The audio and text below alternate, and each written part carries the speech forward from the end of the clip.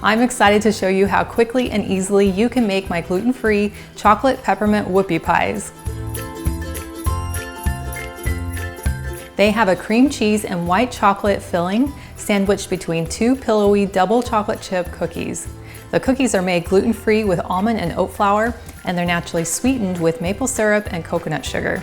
Then they're rolled in crushed peppermint candy, which takes them to another level of deliciousness.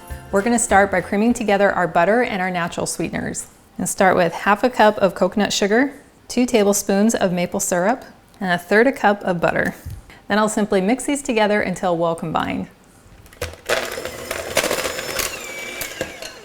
And next we'll add our wet ingredients, which includes 2 eggs, 1 teaspoon vanilla extract, and a teaspoon of apple cider vinegar. And then we'll mix these together just until the eggs are incorporated. Now we can add our dry ingredients, which includes 1 3/4 cup of almond flour, 1 cup of oat flour, and I find that this combination of flour makes a really delicious tender cookie. Then I'll add 1/3 cup of cocoa powder, and then I have half a teaspoon of cinnamon, half a teaspoon of salt, half a teaspoon of baking powder, and half a teaspoon of baking soda. I'll just dump those right in. Now, as an option, if you'd like to get more peppermint flavor in your cookie, you can go ahead and add some peppermint extract. So I'm going to add about 3 drops, because a little goes a long way. And then we'll just mix these together until well combined. Now it smells like chocolate and peppermint, my favorites. Now we can add half a cup of mini chocolate chips, and you can use any variety that you like that meets your dietary preference. And then I'll just very gently mix these in. Well, my kids aren't home right now, so that means I get to clean off the beaters. Now I'm just going to use a medium-sized cookie scoop to scoop the cookies onto my tray. And I love lining my tray with parchment paper first because it makes it super easy for getting the cookies on and off the pan. And it also makes for easy cleanup. Now, one of the defining characteristics of a whoopie pie is having that really smooth, pillowy cookie. But using almond and oat flour are going to give you a little more texture to your cookie dough. So a really simple hack for getting that smooth finish on your cookie is to have just a very small bowl of water and then just get your fingertips lightly damp. You can keep a paper towel close by just so they're not too wet. And then you can just go over the cookie and kind of smooth it down. And you can also push it down just a little bit because they're not going to spread much while they bake. And this is going to help give it that smooth, pillowy finish. So just a little water on your fingertips so the dough doesn't stick to them, and then gently press down your cookie all the way around so it's nice and round.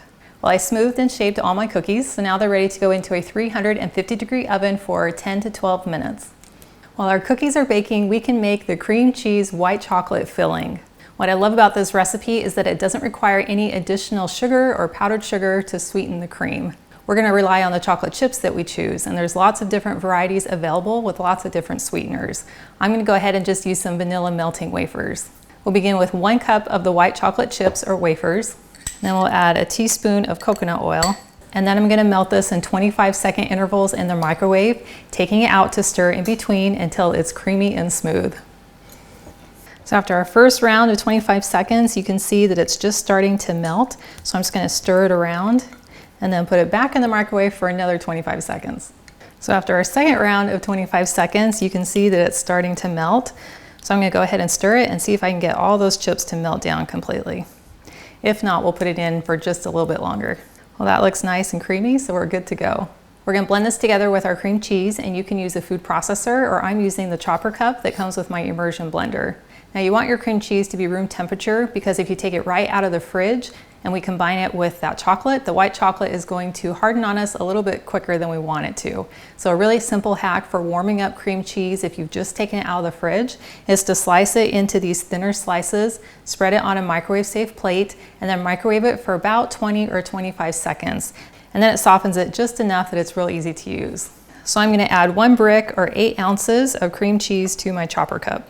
I'll add 1 teaspoon of vanilla and 1/4 teaspoon of salt. And now I'll first mix down just the cream cheese by itself until it's smooth and creamy.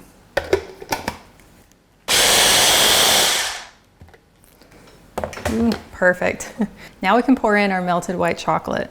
And then we'll put on the lid and mix this until well combined. So as this cools off, it's gonna thicken with all of that white chocolate. So at this point, it's probably a little bit too soft for us to pipe it onto our cookies. So we'll want to put this into our fridge for about maybe 15 to 20 minutes until it has a chance to set.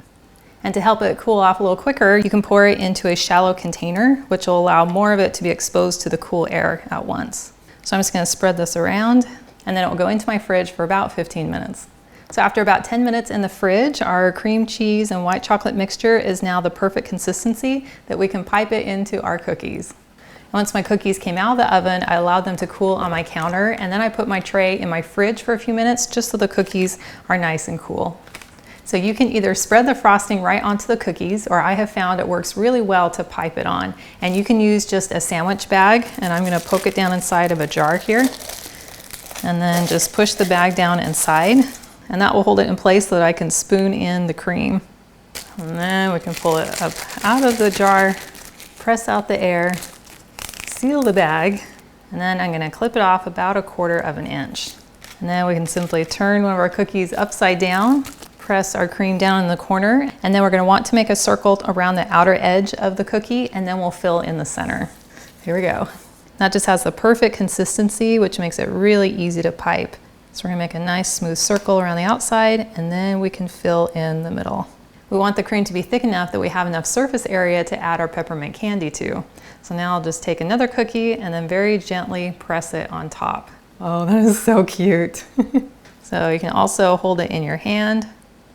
And again, you'll just wanna press a nice thick bead around the outer edge of your cookie without going over the edge. And then you can fill in the center.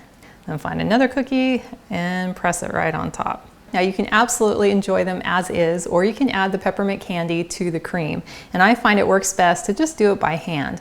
Now you can use some peppermint candies or some candy canes, or even buy some pre-crushed peppermint candy. I have a bowl here of some crushed candy, and I find it works best to actually just take the candy in my fingers and then sprinkle it over the cream. I find that's a little bit neater than just pressing the cookie down into the candy.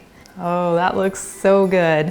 Now, if you want the height to be a little bit taller, just pipe a thicker bead of the frosting on your cookie. Now, you can store these in your fridge if you want to set that frosting completely, or they can be enjoyed right away. I like that idea better.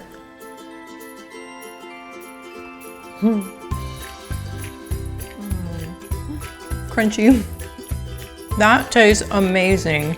That cookie is just soft and pillowy and has so much amazing flavor coming in from the oats and the almonds, as well as the maple and the hint of cinnamon. And then the cream on the inside is just the perfect amount, and I get that cream cheese flavor. And then having those little crunchy pieces of peppermint candy just makes me feel like a kid again. Now, of course, this is a treat and needs to be eaten in moderation, but I love the fact that it's made with clean, natural ingredients that are gonna leave me feeling great even after I eat it. And it has a fraction of the sugar of a traditional whoopie pie recipe. Well, thank you so much for hanging out with me today in my kitchen. And I've included a link to the full recipe, and it's in the video description below. And I also invite you to like and subscribe to my channel. And if you know someone else who you think would love to have this recipe, please share this video with them. And I cannot wait to have you hang out with me again in my kitchen.